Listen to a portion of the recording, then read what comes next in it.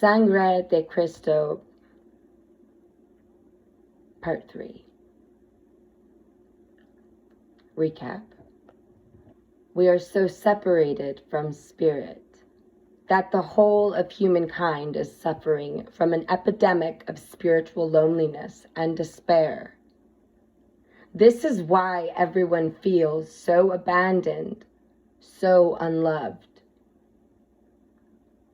Why are we never satisfied with our lives? Because we really don't have a life of our own.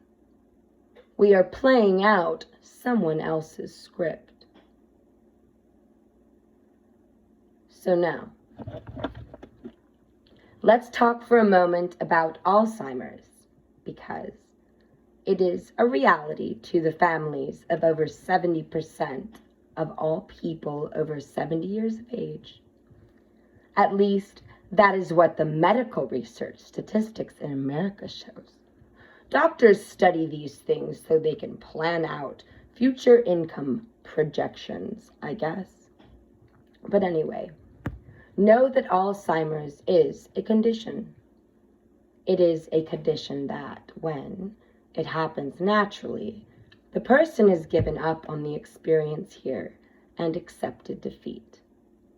If that is the case, then the body will no longer serve a purpose for learning on this plane, and they will ultimately die. That is their choice. It happens when the spirit self and the physical self can no longer cooperate with each other. Life is in conflict. In most cases, it can be healed if we can create a new pattern of reality, which we can. Remember always that we are each creating this plane moment by moment through conscious thought. So we can choose to remember how to think as free spirits rather than think as part of the social consciousness gridlock of the collectively unconscious. That was sweet. A bunch of words right there. Let me try that again. So we can choose to remember how to think as free spirits. We can choose how to think as free spirits, individual beings. Rather than think as part of the social consciousness gridlock of the collectively unconscious. Word. We can choose to think of ourselves as children of God. We can choose to think of ourselves as the sons and daughters of one mother and one father. Choice. We are part of them and they are a part of us. We have access to an inexhaustible energy. We have blocked it, but it is there regardless. It is all consciousness, and everything around you is the direct result of conscious thought, yours.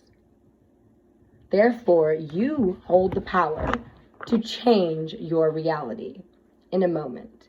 If you can focus your energy, focus. You can declare, oh wow, this isn't what I wanted in my life. This is not what I wanted my life to be about. I am going to change this scenario. You have the power to say that. I have the power to say that. You have the power to say that. You have the power to do that. I have the power to do that. Individually, we have the power to do this. You have the power to say that. I have the power to say it. We have the power to speak it. We're doing it anyway. Some of us are. You're doing it anyway. You're doing it right now. You've been creating your lives unconsciously so far because you have slipped into a reactionary mind through accepting the programming. It hits me sometimes for sure. For the most part, you have been letting someone else make the decisions for you. Fuck that. There is hope. That verb with her sleeves rolled up. There is great hope. It lies in you. It lies in your allowing the awareness of conscious will. Your will is set free by allowing yourself to be yourself, by allowing yourself to feel yourself. You are set free by allowing yourself to forgive yourself. It is a grand truth that you have never done anything that would eternally damn you. You have simply learned to listen to everyone else's description of how your life should be. You have let everyone else tell you how to behave, how you should look, how you should feel about matters, what you should be doing and what you shouldn't be doing.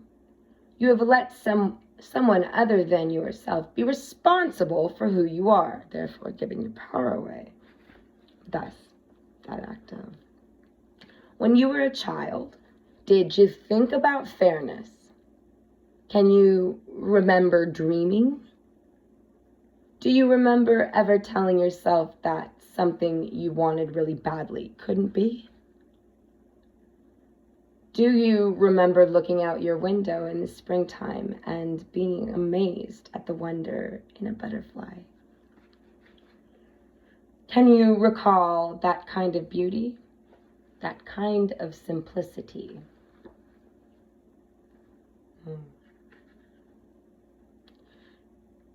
Now,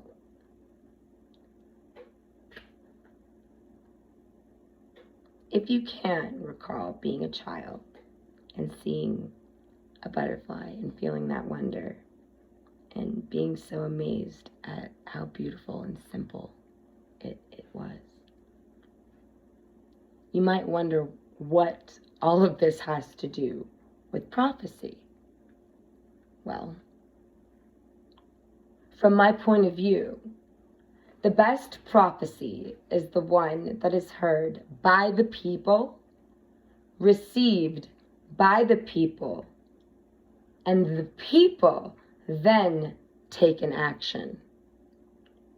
They take an action to affect change in the potential outcome. You see, the prophecy does not have to happen at all. Prophecy is the clairvoyant ability to see a total potentiality of a time-space event. Perhaps the world is not coming to an abrupt end. Perhaps the world is only just beginning. We are living in the now, whether or not we acknowledge it. What you are thinking and embracing with emotion this very moment is creating the next minute of experience that you will encounter along the path. In a manner of speaking, life and the experiences we have are a joke. Yes. It is a time of change. Yes, everything is shifting. We can make the conscious choice to live in the state of love or remain in a world governed by fear. Do we have the courage to be comfortable with our pain?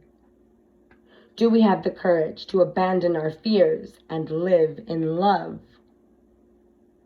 Or have we become too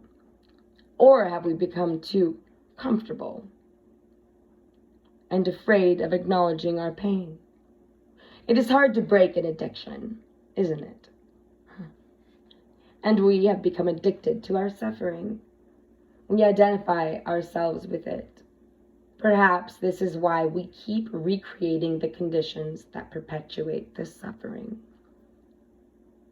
Ultimately, all there is God. Even the space between dreams is God. Everything we approve or disapprove of is alive and feeling because of God. So, Keep walking through the grass. Keep loving. Keep dreaming. When we are the heart of God, we can feel what a miracle it is to simply be alive. Watch what you are thinking now. You are creating prophecy. By the way, which reality do you choose?